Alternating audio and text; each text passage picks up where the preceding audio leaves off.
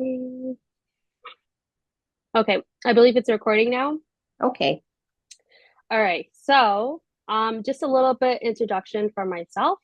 My name is Hudu Kade Abdullahi. I am a student at Brock University. I'm here to conduct an oral history about Italian history for one of my courses. Yeah, so we have here two of my guests. If you guys can introduce yourselves. My father, Agostino Gus Crescenzi, and I'm Alita Tassoni, his daughter. Nice to meet both of you. Okay, so I have a couple of questions here to answer. If I can't hear you guys or you guys can't hear me, let me know. I can repeat. Or if I don't understand a question or a response, I'll ask for you guys to also repeat. So yeah, we'll just get into it. Okay. The first question is, what first brought you to Canada? Why did you first come to Canada? First, Why did you think of coming to Canada? to see it, You not really, really think. I don't know anything about the world, but just to see it, Canada.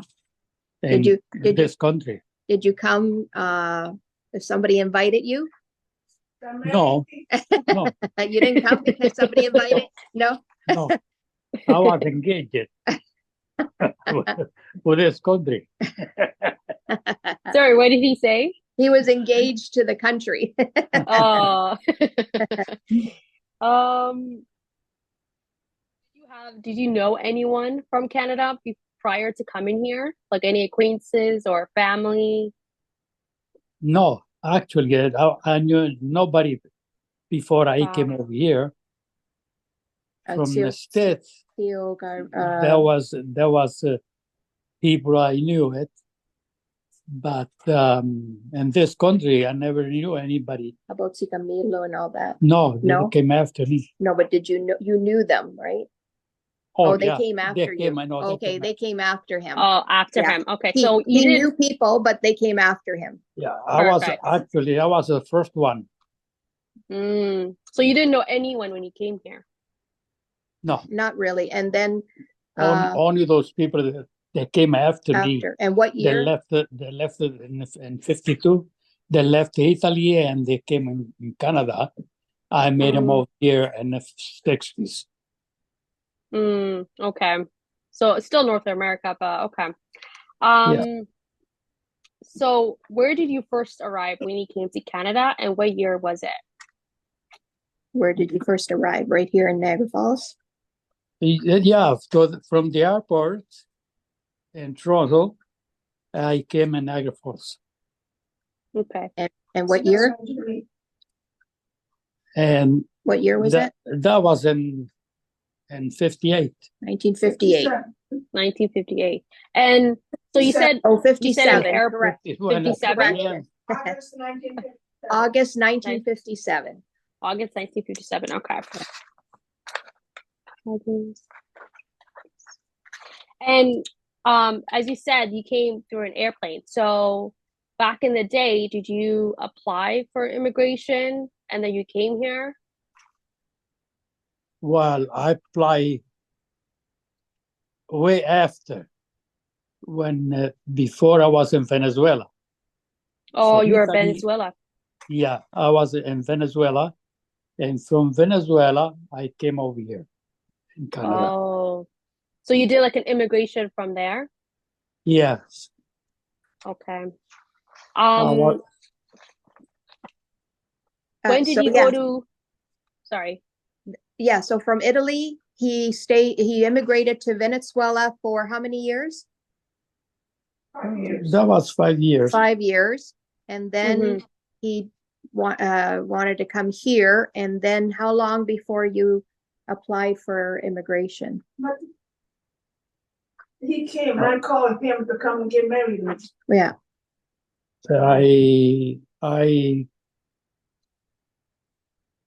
I never came like for the visit or whatever. No. I came with the invitation already to get in this country and get married. Yeah, so he was he didn't know my mother personally, but the families knew each other in Italy. And so when they called over to see if, like, kind of an arranged marriage with my mom. And so he did come, and then from there they got married. So maybe through that they got his immigration status. Okay. All right. And you, I don't know if we clarified on this, but did you come alone or? Like on the flight, you were by yourself? Yeah. You were by yourself. Okay. And then you met your wife later on?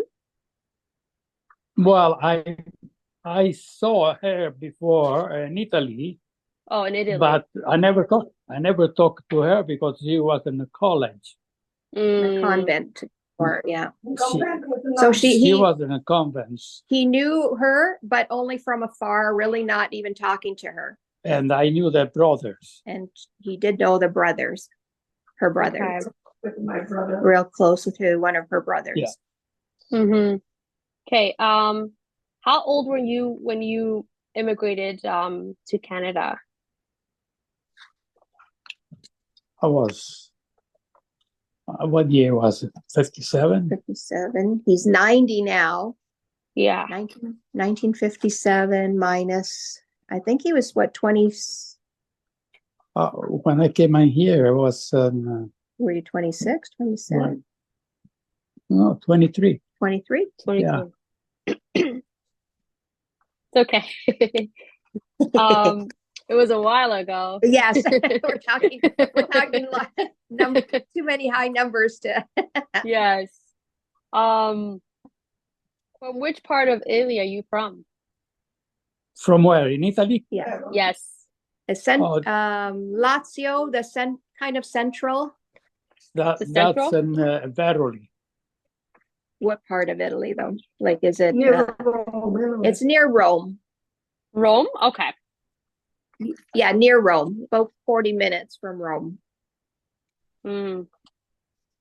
So, you did talk about coming here by yourself. How was the journey to coming to Canada? Like on that plane? What were you thinking at the moment? Oh, because we're just talking, and then But how was your flight when you were on the plane? In a flight from Venezuela, that was okay. And what was in your mind? What were you thinking? Oh, nothing, because we already knew why I was coming over here. To get married. To get married, that's it. Because I came with the idea to get in the country and start in the country. And then we right away we had everything like to get to know it and get through the country and get the paper, and that's it. Yeah. So you said that you came there to get married. So when did you meet your wife? Like, so as you guys were saying, you went back, I believe, to Italy? Oh, no, I saw her when she was in the college. When they were younger. Yes. When we were younger. And then he moved to Venezuela, and she came here before him. She was sponsored here by her uncle. And so the families knew each other, and they figured, okay, now they want to marry her. And they were just giving her options. And so when they mentioned my dad, and she said, well, if he wants to come here. So they must have contacted. Who did the initial contact? His sister and then my sister-in-law. Oh, his sister and my mother's sister-in-law kind of put it together. Okay. And so I guess he agreed to it, and then he came. That's a good journey. Did you bring any items of like importance or like anything that really meant a lot to you when you came from Venezuela to Canada or even from Italy to Venezuela? Do you have anything that you carried with you? Like, No, whatever I had, that's it. nothing really. Did you bring that? Yeah, I brought all of the No, but did you? wedding. Yeah, some presents for my mom. But did you The bring? girl. Yeah, did you bring that thing for your motorcycle that trophy thing? Yeah, the trophy, that's all. That came with you? Yeah, but the picture I we had- took I had away. Oh, but you brought that from Yeah. Italy to Venezuela to Venezuela. I was thinking about this. There is one thing, it's like a motorcycle certificate because he used to race motorcycles in Italy, and it's hanging on the wall. I can show you. It's one thing so that I can think of that traveled with him from Italy to Venezuela to here. Did you want to see it? Yes. It's just yes. Yeah, it's just a certificate of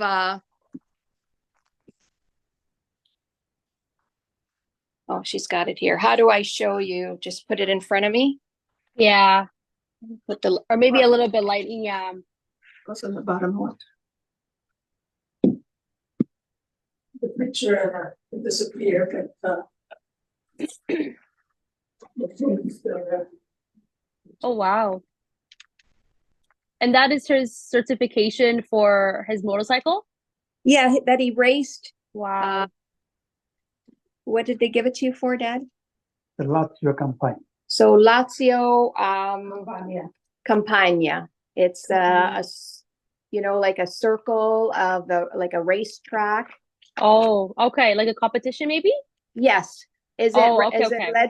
is it legible on your side? Yes, you can read it. Okay, good. Yes. All right. That looks so cool. And it looks very vintage as well.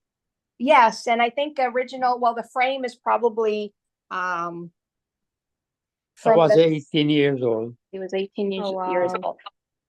Yeah, so that's one thing when I was reading some of the questions that said that's one thing I could remember that has been around like with him, I guess, from the start. From the start, yeah. Yeah. Oh, wow. Okay. What was your first impressions of Canada? Like when you first came here? Oh, it was okay. You know, that just it's a big country and everything was a little different with the way it was building, all brand houses and not much the big building I saw in Venezuela. Or Italy has not too much historical But this country was young, you know, so you don't see lots of the old building, eh? But they were, well, of course, that them in Toronto was different.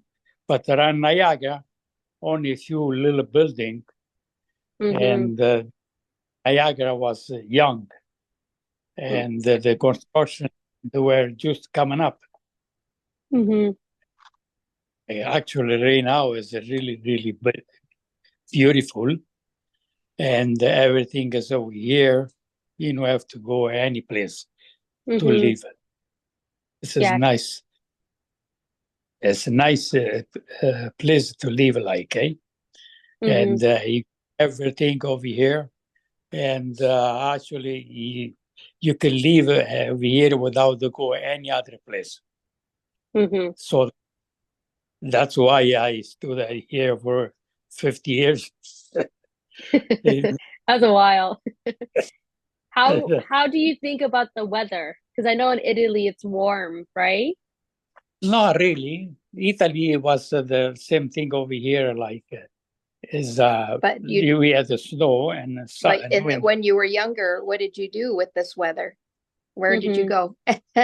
Oh no, ice fishing. Well, we went ice fishing. Yeah, he embraced the weather.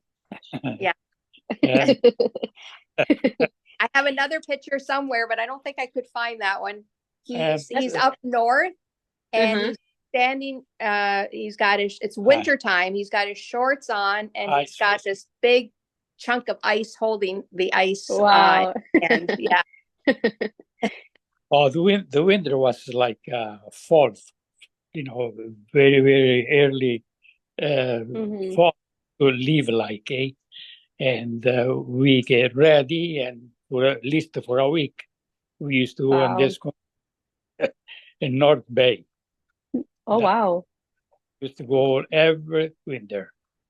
And time we used to go over there.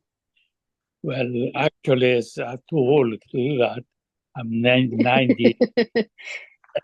You're never too old.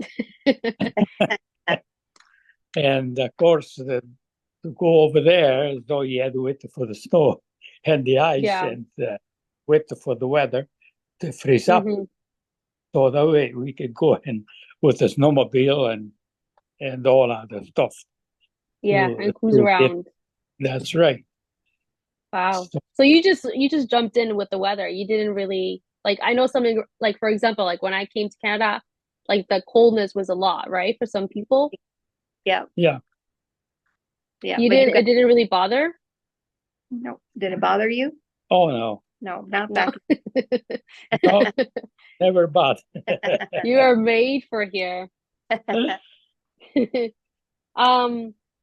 Did you encounter any obstacles or barriers as like a new immigrant to like Canada? Was there things that like I never bothered you or stopped you from doing things? Never bothered me the why I came over here. Never bothered me. Because for me it was exactly the same way I was living in Italy. But in Italy I left very young, and that's why I never stay,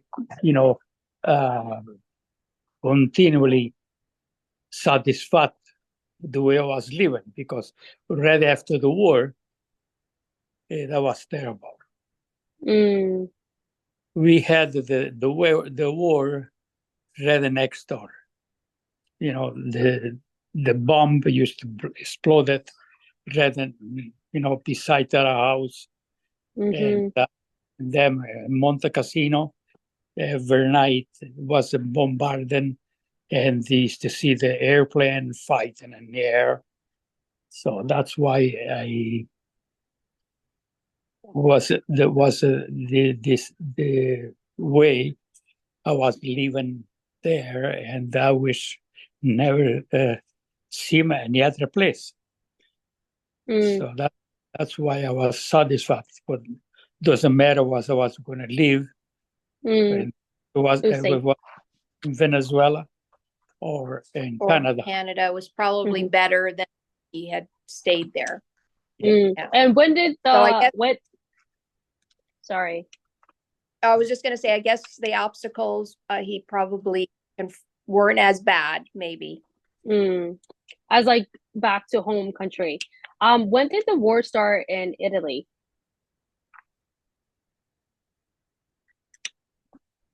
In 1942, I think. 1942 was the war, when you guys were there. And the 44 when the bomb in my house. 44. It started in 1938 to the war. 38 to the war. I guess 1938, but it started, but not in Italy. Not in Italy, no. But 44 when the 43 and 44 when they okay, so 1943, 1944 was close to where they lived. It was bombed. That's where my mom, she was orphaned. She lost her parents and two sisters. So they experienced the war. World War II they experienced. January 25th. And they were 8 and maybe 8 and 10 years old. How old were you? I was just about turning 8. Not quite 8. Yeah. Oh, I can't imagine losing that at that age. Yeah. I lost my parents at it. I wasn't close to 8. Yeah. Wow. Yeah. All right. So I did find out that you are also an athlete. Can you tell me more about that? So he was involved with the Junior B Canucks hockey team. Mm-hmm. And he was a trainer for the team, a volunteer trainer. Oh, wow.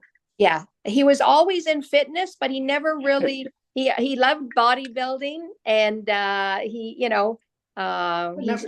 liked riding his bike, but he never put on a pair of skates. But 50 years, trainer, hockey team. And everybody was looking for me. And So how did you get into the athlete world or like training? Okay, the thing, the way I had it was the way I used to sharpen the skates, because when I was working and I used to sharpen the tools, okay, and I knew how to use the grinder and all of that. So I learned over here what kind of tool I had to use it, and the way to sharpen and to add to dress up the stone, and then the way as you use it, the sharpen the skates, and the guys, they used to be really love it the way I used to sharpen. It helped them skate better. And I skate sharpen. But me, I never had one pair of boots and my foot. And never had a pair of skates. I never had one pair, to see how it's they wear. So that's why I learned the way it's supposed to be done. The aloe, the part, the skates. So the way they are, I'm playing forward. So I wanted they give me that speed. So I say, well, you gotta have the front little lower for the forward people. So that's the way I invented the system, and that's sharpen forever the kid was skating for. So, and I sharpen the skates for the girls. They used to figure skating. Figure skating. Oh, figure skating too. Okay. Yes. Yeah, from all over Niagara and South Ontario and the States, and the skates, all almost North Danwana and Buffalo. They used to come over in Cupolo. That's the place I used to sharpen skates until I was old. So, so you started off sharpening the skates at all. How would you, I guess I would say like train the athletes that you were training? Like if you didn't have like the skates on you. So were you on the ice or? Oh, I got the skates sharpened, and the idea came the way the kid they used to skate. So if the kid was skating fast, and kid was really steady, and like they get the speed. So I learned all of that by myself to get to the skate. The idea to get the kid they can skate it fast, and like the defense, not skating fast, but they can skate mostly forward. And the idea was the thing to get to the skate sharpened with the back of the blade lower than the front. So this idea came by myself. So I think I don't know nothing about it before. Yeah, so he didn't know anything, but he did love hockey from the start. So his love of hockey, and then when he had the opportunity after retire, like working and other jobs, he was welder. He's a welder by trade. Professional, welder, painter, carpenter. Carpenter. He could do those And now that I had a 9 ring. Yeah. Okay. So let's get to we'll do more of the story. So because after he finished kind of like those jobs that he had, he went to the sports store. So he was already, how old were you? Like that's 60 or something. Well, he worked for his friend, and it was the Cupolos 42 Cupolo sports store, and they did a lot of skates, and they were well known. They were like 80 years in the business. My dad opened up 4 other stores for him. So that's where the carpentry and all that. He like what it was in Kingston, Waterloo, Hamilton, London, and that's 4. Anyways, he did all these sports stores. He set them all up. But when he started sharpening skates, and he saw all the kids come in and say, Gus, I like to skate this way or that way, he started developing how to do the blades so that they could skate that way. So from there, when did they ask you to see if you wanted to come to the arena? Do you remember that? Well, right after I come back from Venezuela. Yeah. So we went back. Well, not me, because I was born here, but when I was 10, we traveled back to Venezuela because his parents, my grandparents were there, his sister, but we only stayed 3 years, and then we came back because he couldn't handle even Venezuela after. He liked the stability, like the laws and regulation here. He liked the crime was, a little bit high there, and really liked the safety, like feeling here. And so we came right back. 3 years later, we came back. Well, from Venezuela to Italy, and I took the 5 weeks off. I went in Venezuela, and then after that, when I come back, I think a year later. Yeah, 1975. So 72 to 75, we were there. We came back in Venezuela, from Canada. Venezuela to Canada. Yeah, 1975. So then. Oh wow. Yeah. So then from there, there was friends that he still had in the hockey that they asked him if he wanted to come to the arena and help out. And so now, instead of being on the ice, he was mostly back of the ice, and he did I was working in Cupolo Sport. Yeah. Which was really famous sports store here in South Canada, and in Western Cupolo name was all over. Yeah. And I started working for Cupolo, and that's when I got in touch with the skid sharpening. Yeah. And I knew it the way they look like, but I never sharpened one. And so I started sharpening the skids, and everybody will love it. So I did that all the time. Yeah. Until I retired. But then when you were with the Canucks, all the things you did, every morning you were there. Every morning I was at the shop, sharpen skids or fixing. And after that, then so I asked it, if they're going to be a trainer, say sure, I can. So I went and be a trainer, going with stay with the boys, and then I used to travel all over all the time. What and, age? Sorry.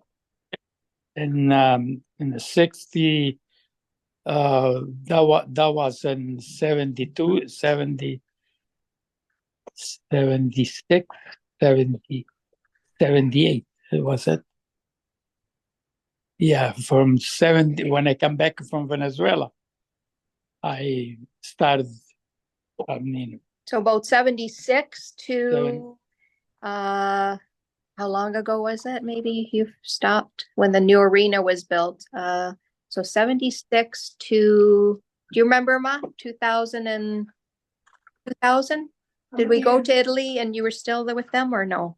Oh, no. 2001. When after that, Yeah. when we went back. 2000, We went back in Italy, but 2013, maybe 14. 2013, 14. Wow. So the trainer, yeah. So then he was there every day. Every day he was there making sure they, he washed the uniforms. He had all their bathroom supplies. He had their juices ready. When they went for game, he did their luggage or their bags and all their equipment, towels. Until I retire. Yeah. And so he was really liked by all the skater, like all the hockey teams. Mm-hmm. So I've got this one here, which he was in the Niagara Falls review. Oh wow. Oh wow. Come out with Gus. Oh, so is this a newspaper for Niagara Falls? Yes, it's called the Niagara Falls Review. Maybe there's a date. Let me see if there's a date on it. Yeah, the review. Oh wow. The review's right there. You can see the review. The way I was looking before. And that's how it looked before. Oh wow, that's so cool. And what was the article about? Okay, so the article was Canucks trainer at 70 has spent 3 decades working with local Junior B hockey franchise. Wow. Yeah. That's incredible. So it just also question and answers there were on this, we're on here too. Mm-hmm. Yeah.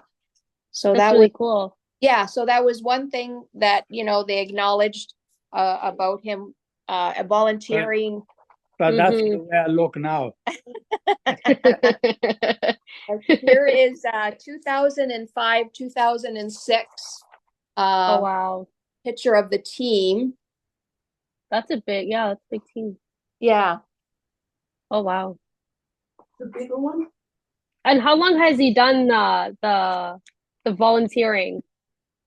From, like I said, 1976 to probably 2015. Oh wow. Yeah. Then they built, so he stayed with these the owners of the Canucks, the 2 brothers, and when they Mastersons, now they are older too. They're in their 60s, but they were hockey players themselves, and their father ran the franchise, and then now they did after, and my dad was still with them. And then after they built a new arena. So before it was Niagara Falls Arena, it's been torn down just recently. And they built the Gale Arena. Yeah. And then after new owners, new franchise, and he kind of didn't have that same connection with them. So he finally retired, but he was over 70 when he retired. Oh, wow. Yeah. Oh, wow. Yeah. That's honestly an accomplishment, and especially volunteering his own time to do it as well. And it's amazing. So for that, he got a 2010. He got Volunteer of the Year from the city of Niagara Falls. Oh wow! And then this one I have here, a Sports Wall of Fame. This probably was in the arena also with his picture. Oh, yeah. Mm-hmm. So he's got that. That's amazing. Yeah, he's got, what else can I show you? Two of these. You got two of these. So he had that twice for the volunteer of the year.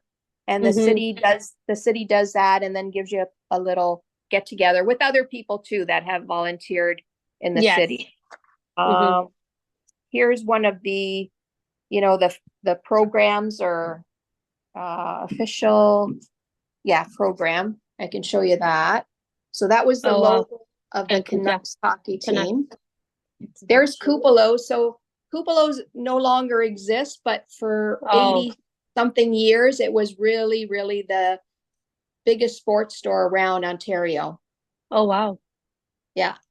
And that was one of their famous advertisements was that little skater. Wow. And here's the one for the city. I'll show you that one. Oh, that one too? Okay. Oh, wow. Can you? What does that say? Sorry. It's a little bit. Okay, this one says trainer Gus Crescenzi. So City of Niagara Falls. It was just to be a volunteer. Oh, wow. Trainer from the City of Niagara Falls. Wow. That's really good. Yeah. And that's amazing. This one is the George McPhail Award to those who have contributed outstanding service in recreation to the citizens of Niagara Falls. Okay. Oh, wow. That's amazing. I love the fact that they're acknowledging it. Yeah. You know?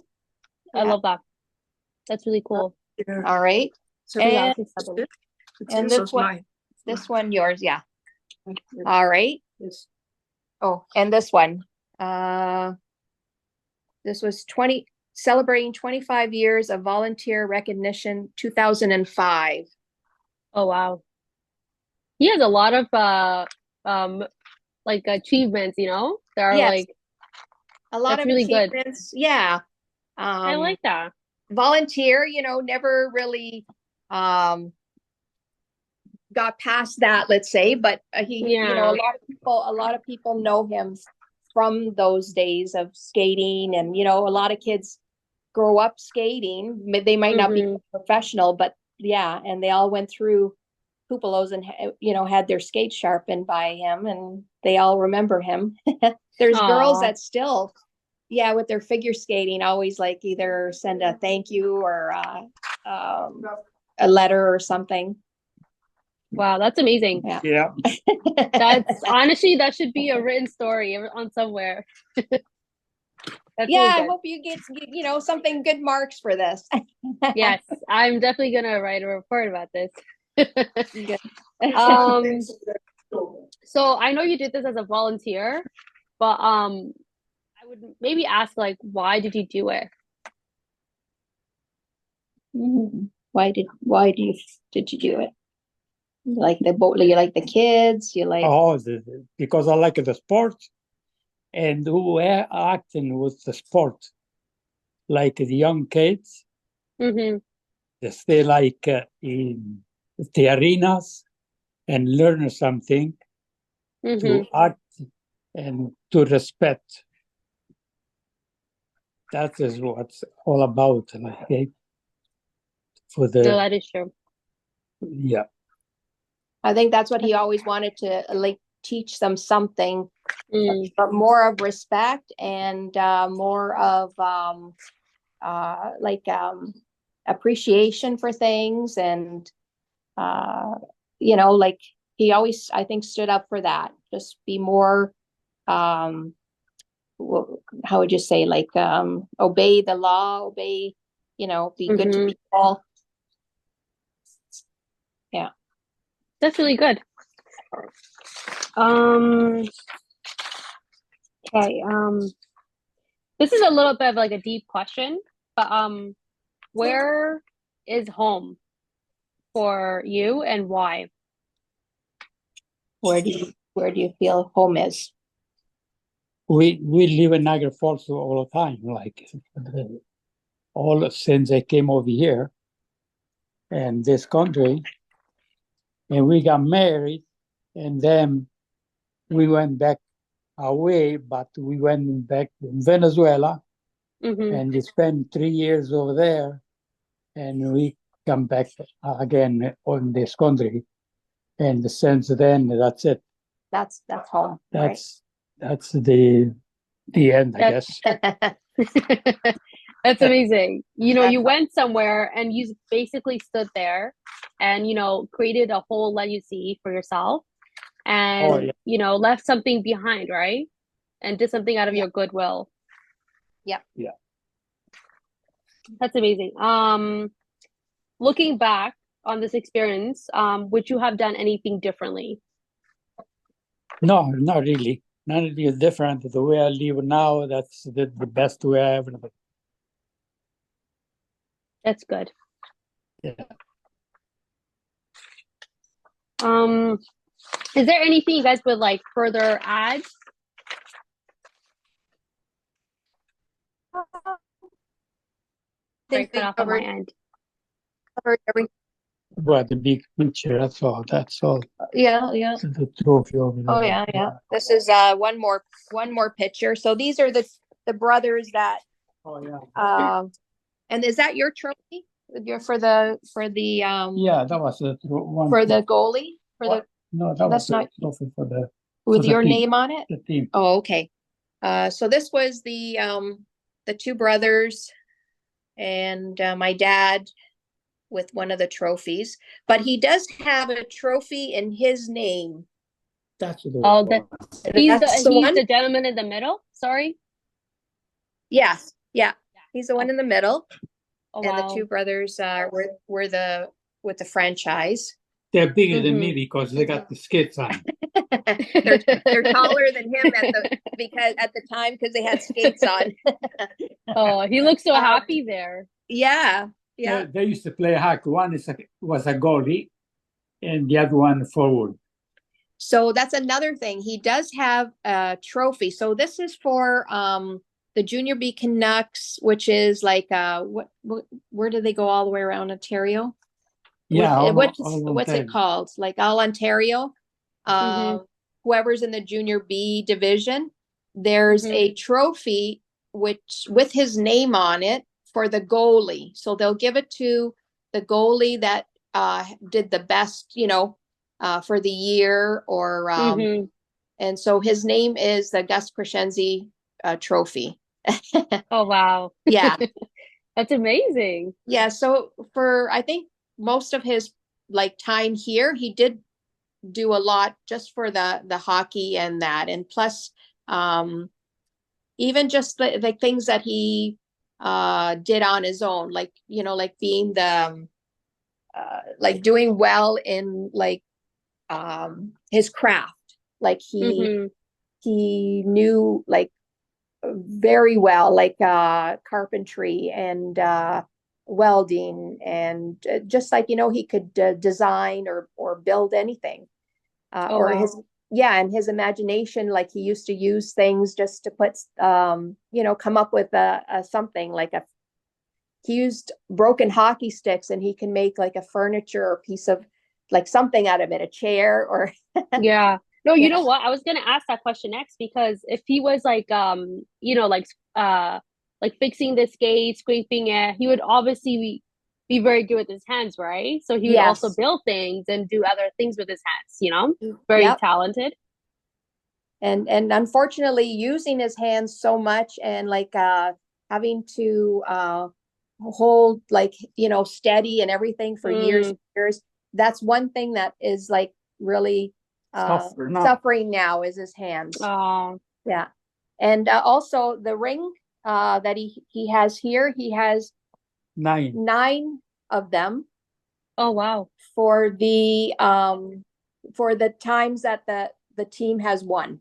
2 all Ontario. Nice. Yeah. 2 all Ontario and the rest are what it's the team. Oh, the team.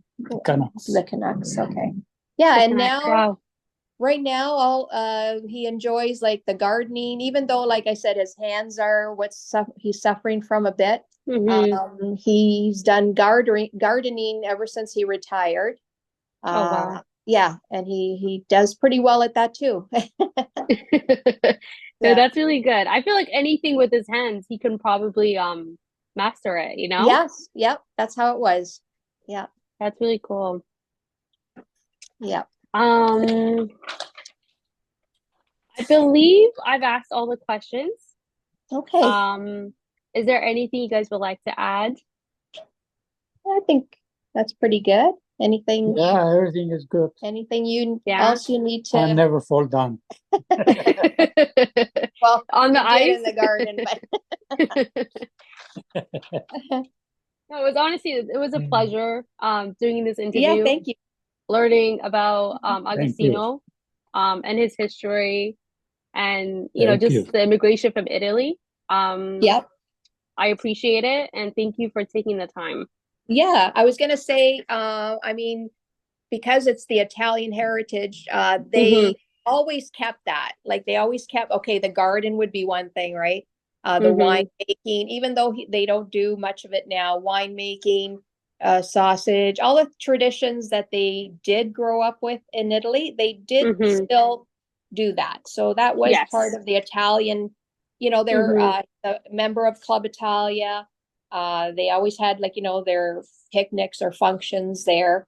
So they did keep my mom learned the homemade cooking from where when she was in the orphanage. So they did keep the Italian heritage in them going. Yeah. But they did embrace the Canadian one too. Very well. Yeah. Yeah. Yeah, that's really cool. It's an amazing story. Okay, great. All right. So I'm gonna how do I do this?